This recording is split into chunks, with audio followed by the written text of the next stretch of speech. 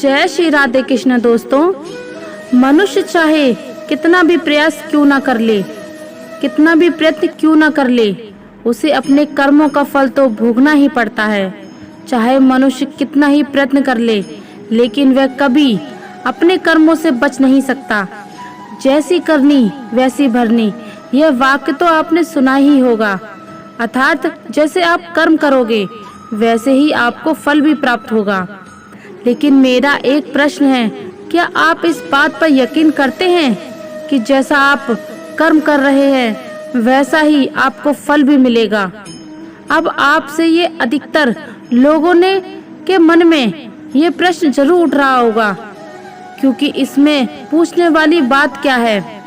यह तो सत्य ही है कि जैसे हम कर्म करेंगे वैसा ही हमें फल भी मिलेगा। लेकिन एक बार के लिए आंखें बंद करके अपने आप से ये प्रश्न कीजिए, देखिएगा कि आपको इस प्रश्न का उत्तर स्पष्टता से नहीं मिल पाएगा। कहीं न कहीं आपके मन में एक संशय जरूर होगा कि क्या यह बात सच है या झूठ। दोस्तों, आज इस कहानी से हम समझेंगे कर्मों का खेल। आखिर अच्छे कर्मों का फल अच्छा और बुरे कर्मों का फल बुरा कैसे होता है। बहुत समय पहले की बात है, किसी गांव में एक बहुत ही ज्ञानी पंडित रहता था। एक दिन वह अपने बचपन के दोस्त से मिलने के लिए दूसरे गांव में जा रहा था। उसका वह दोस्त बचपन से ही गूंगा और एक पैर से अपाहिज था। उस पंडित के गांव से उसके दोस्त का घर काफी दूर था। वहां जाने के लिए बीच बीच में कई सारे छोटे छोटे गांव पड़ते थे। पंडित रास्ते में अपनी धुन में चला जा रहा था। चलते चलते उसकी मुलाकात एक व्यक्ति से होती है। रास्ते में उसे एक आदमी मिलता है जो ऐसा लगता था कि वह किसी का इंतजार कर रहा था, और वह भी पंडित के साथ चलने लगता है। उस आदमी को देखकर पंडित बहुत खुश हो जाता है। उसने सोचा, चलो अच्छा हुआ, साथ साथ चलने से उसका सफर आसानी से कट जाएगा। बात की शुरुआत करने के लिए उस पंडित ने उस व्यक्ति से उसका नाम पूछा, तो उसने अपना नाम धर्मराज बताया। पंडित को यह नाम बहुत अजीब लगा, लेकिन उसने नाम के विषय में कुछ और पूछना उचित नहीं समझा। दोनों धीरे धीरे साथ में चलते रहे। तभी रास्ते में एक गांव आता है। गांव का प्रवेश द्वार आते ही धर्मराज ने पंडित से कहा, तुम आगे चलो, मुझे इस गांव में एक काम है, मैं तुमसे आगे मिलता हूँ। पंडित ने कहा, ठीक है। वह आगे रास्ते में चल देता है। कुछ देर बाद उस गांव में खबर फैली कि एक व्यक्ति को सांड ने अपनी सींग में फंसाकर मार दिया है। जैसे ही सांड ने उस व्यक्ति को मारा, ठीक कुछ ही देर में धर्मराज पंडित के पास आ गया और फिर दोनों चलना शुरू कर देते हैं और चलते चलते एक दूसरे गांव के द्वार पर पहुंच जाते हैं। उस गांव के बाहर एक बड़ा और विशाल मंदिर बना हुआ था। वहां पर आराम करने की सुविधा काफी बढ़िया लग रही थी। पंडित के दोस्त का घर अभी वहां से बहुत दूर था और रात भी होने वाली थी। तो पंडित ने धर्मराज से कहा, रात होने वाली है, पूरे दिन चलते चलते थक भी चुके हैं और भूख भी लग रही है, तो यहाँ पर भोजन करके यहीं पर हम विश्राम कर लेते हैं, फिर सुबह के समय आराम से आगे की यात्रा जारी करेंगे। धर्मराज ने कहा, ठीक है, मुझे इस गांव में किसी को कुछ जरूरी सामान देने जाना है, तुम भोजन करके आराम करो, मैं बाद में आकर भोजन कर लूंगा। इतना कहकर वह वहां से चला जाता है।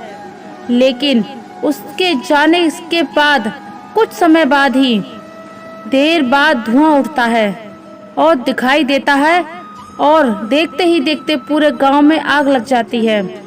पंडित ने हैरानी से सोचा कि ये धर्मराज जहाँ भी जाता है वहाँ कोई ना कोई अनहोनी जरूर हो जाती है, कुछ तो गड़बड़ है इस व्यक्ति में। लेकिन पंडित ने रात्रि में धर्मराज से कुछ भी नहीं पूछता, उचित नहीं समझा, और वह दोनों सो गए। सुबह होते ही दोनों फिर से अपनी यात्रा शुरू कर देते हैं। कुछ देर चलने के बाद रास्ते में फिर से एक गांव आता है। धर्मराज ने फिर पंडित से कहा, आप आगे चलिए, मुझे इस गांव में अपने मित्र से मिलने जाना है। मैं अपने दोस्त से मिलने के बाद आगे रास्ते में मिलूंगा। यह कहकर धर्मराज वहां से चला गया, लेकिन पंडित इस बार आगे नहीं गया। वहीं खड़ा होकर धर्मराज को देखता रहा कि वह कहाँ जा रहा है और क्या करता है। तभी थोड़ी देर बाद लोगों की आवाज सुनाई देने लगी कि एक व्यक्ति को सांप ने काट लिया है और उसकी मृत्यु हो गई है।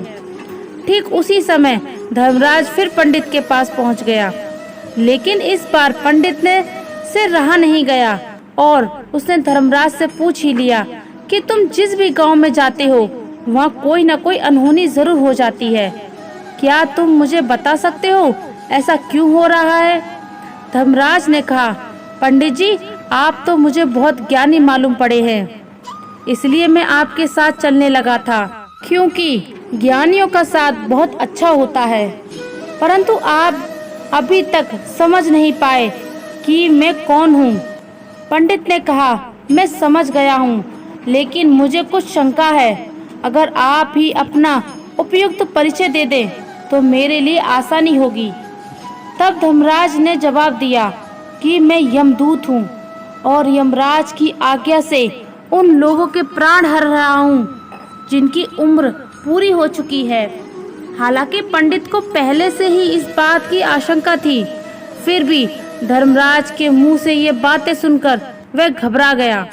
लेकिन वह हिम्मत करके पूछता है कि अगर तुम सच में यमदूत हो तो मुझे बताओ, अगली मृत्यु किसकी है? धर्मराज ने जवाब दिया, अगली मृत्यु तुम्हारे उसी मित्र की है जिससे तुम मिलने जा रहे हो, और उसकी मृत्यु का कारण भी तुम ही बनोगे। यह बात सुनकर पंडित सहम गया और सोच में पड़ गया कि अगर सच में यह धर्मराज यमदूत हुआ तो इसकी बात भी सच होगी और इसके कारण मेरे बचपन के सबसे अच्छे मित्र की मृत्यु हो जाएगी। तो सबसे अच्छा तो यही होगा कि मैं अपने मित्र से मिलने ही ना जाऊं। कम से कम मैं उसकी मृत्यु का कारण तो नहीं बनूंगा। धर्मराज ने मुस्कुराते हुए कहा, तुम जो सोच रहे हो वह सब मुझे पता है, मगर तुम्हारे अपने मित्र से मिलने ना जाने से नियति नहीं बदल जाएगी। तुम्हारे मित्र की मृत्यु तो निश्चित है और वह अगले कुछ ही पलों में घटित होने वाली है। महाकाल के मुंह से ऐसी बातें सुनकर पंडित को झटका लगा, क्योंकि महाकाल ने पंडित के मन की बातें पढ़ ली थी, जो कि एक सामान्य व्यक्ति के लिए संभव नहीं है।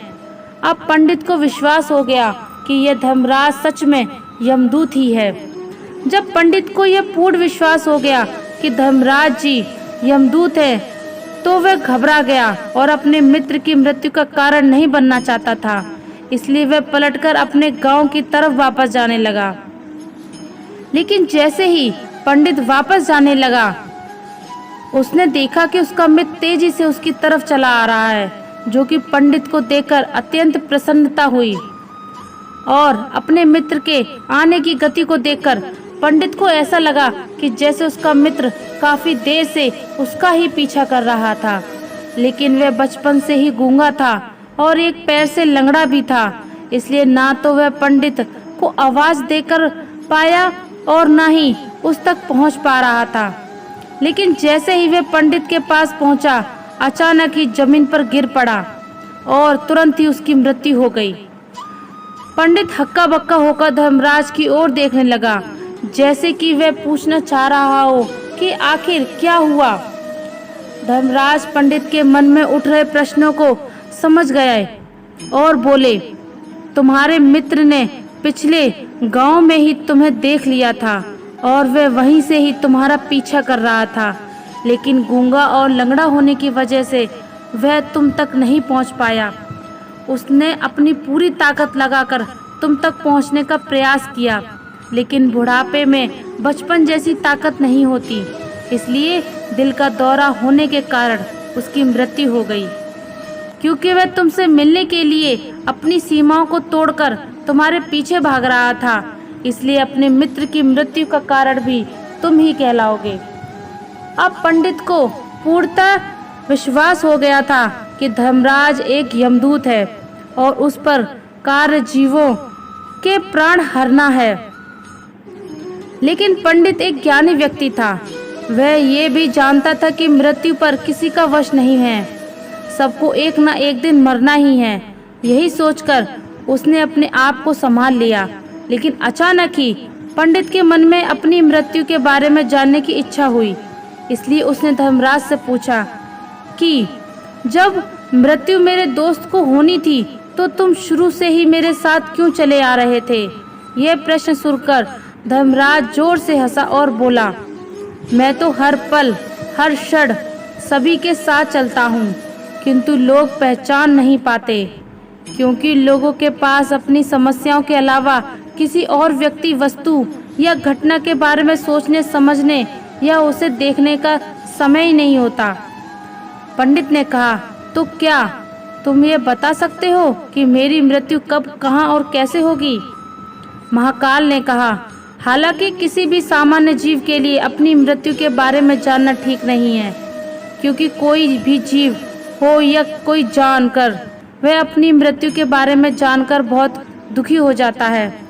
हालांकि तुम जानी व्यक्ति मालूम पड़ते हो और तुमने जिस तरीके से अपने मित्र की मृत्यु को सहन कर लिया है, उसे देखकर लगता है कि तुम अपनी मृत्यु के बारे में जानकर भी दुखी नहीं होंगे।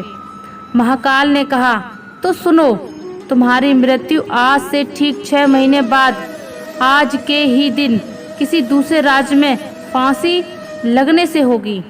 और सबसे हैरानी की बात तो ये होगी कि तुम स्वयं ही खुशी से उस फांसी को स्वीकार कर लोगे। इतना कहकर धर्मराज वहां से चला गया, क्योंकि अब धर्मराज के पास पंडित के साथ चलने रहने का कोई कारण ना था।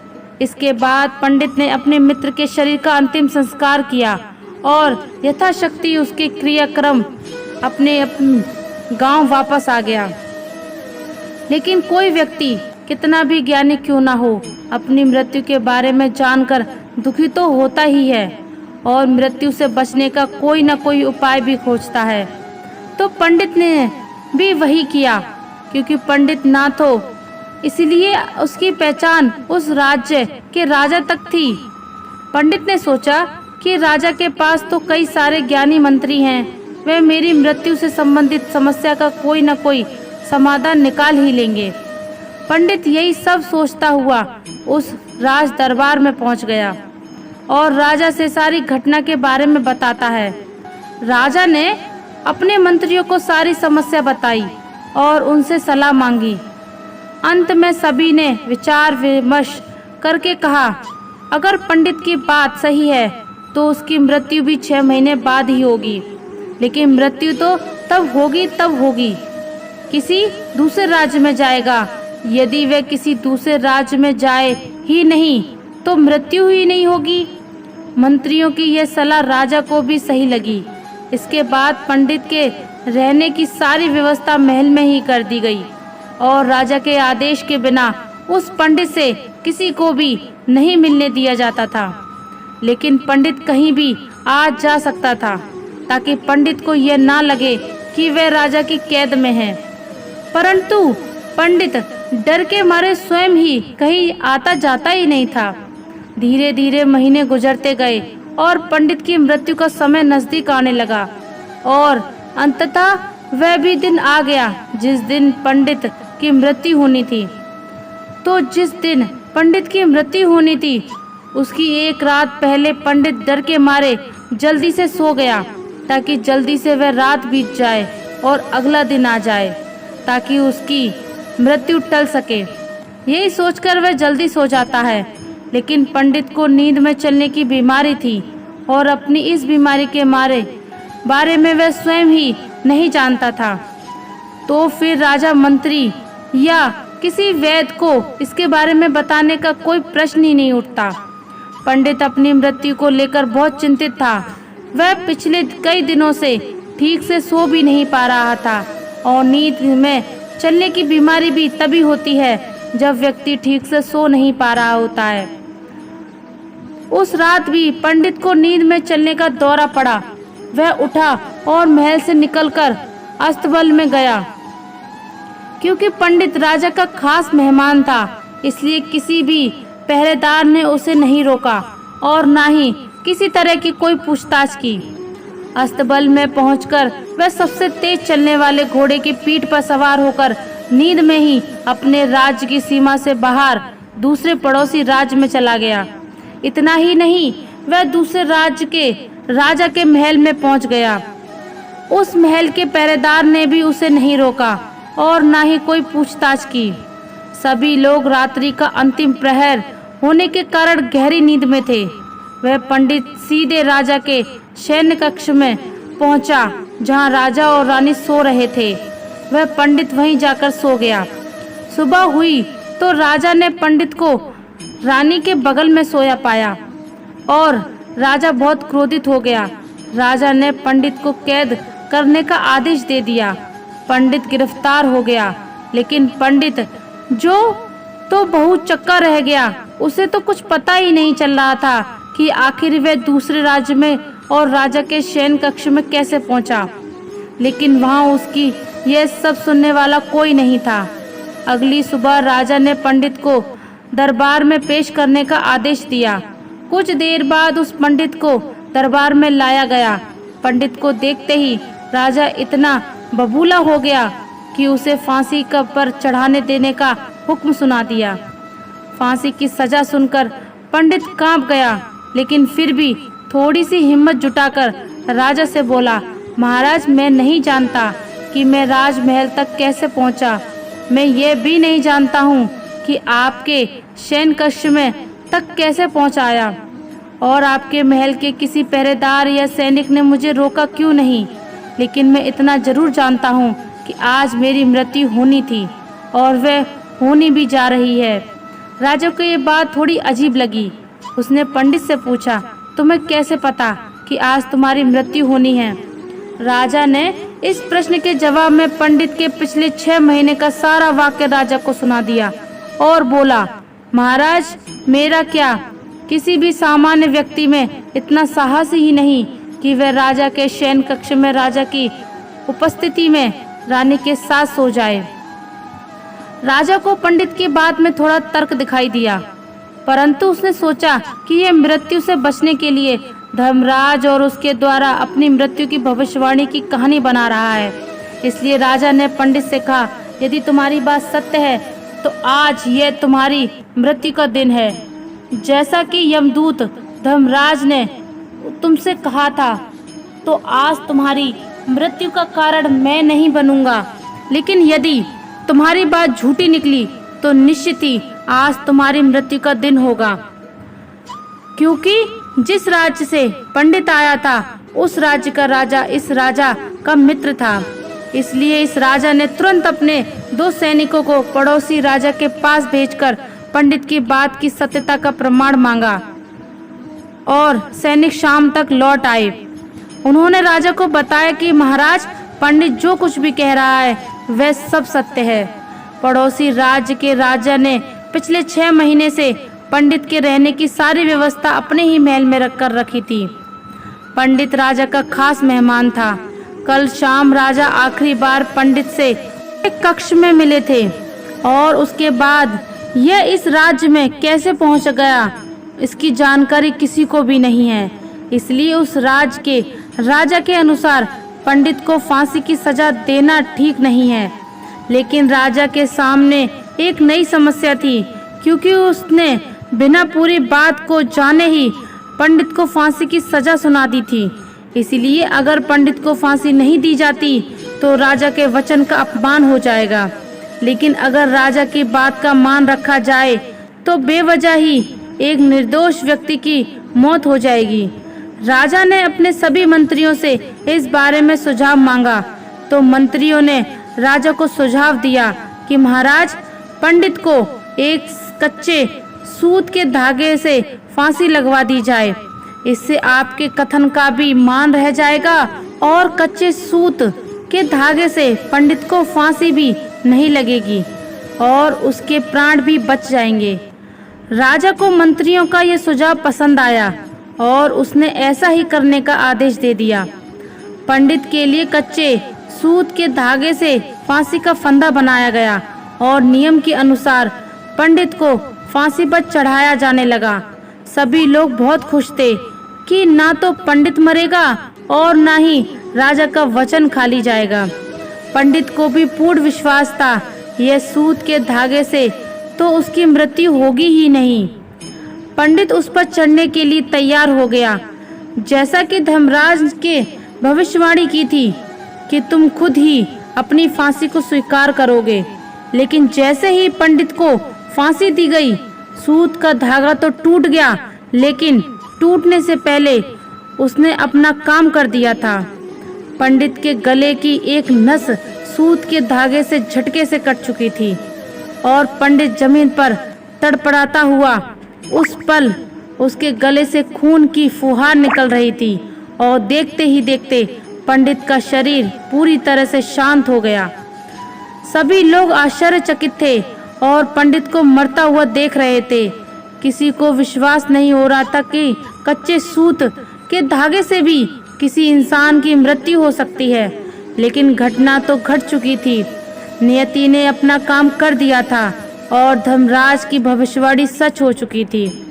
तो दोस्तों, श्रीमद् भागवत गीता में भगवान श्री कृष्ण ने कहा है, जो होना होता है वह होकर ही रहता है। हम चाहे कितनी ही सावधानी बरतें, कितनी ही उपाय कर लें, लेकिन घटना की पूरी प्रणाली पहले से ही तय होती है, जिसे हम थोड़ा सा भी इधर उधर नहीं कर सकते। तो दोस्तों, शायद इसलिए ईश्वर ने हमें भविष्य जानने की क्षमता नहीं दी है, ताकि हम अपने जीवन को ज़्यादा बेहतर तरीके से जी सकें। और यही बात उस पंडित पर भी लागू होती है। अगर पंडित ने महाकाल से अपनी मृत्यु के बारे में ना पूछा होता तो 6 महीने तक राजा के महल में कैद रहकर डर डर कर जीने के बजाय ज़्यादा बेहतर जीवन जीता। तो दोस्तों, आपने आज के इस वीडियो से क्या सीखा वह मुझे आप कमेंट में बता सकते हैं। इसी के साथ मैं उम्मीद करती हूँ कि आपको आज का वीडियो पसंद आई होगा। तो इस वीडियो को उस इंसान को शेयर करें जिससे ये कहानी सुनने की ज़रूरत है, और उसी के ठीक बाद चैनल को सब्सक्राइब करें। तो चलिए फिर मिलते हैं ऐसी ही एक और नई वीडियो के साथ। जब तक के लिए धन्यवाद। जय श्री राधे कृष्णा।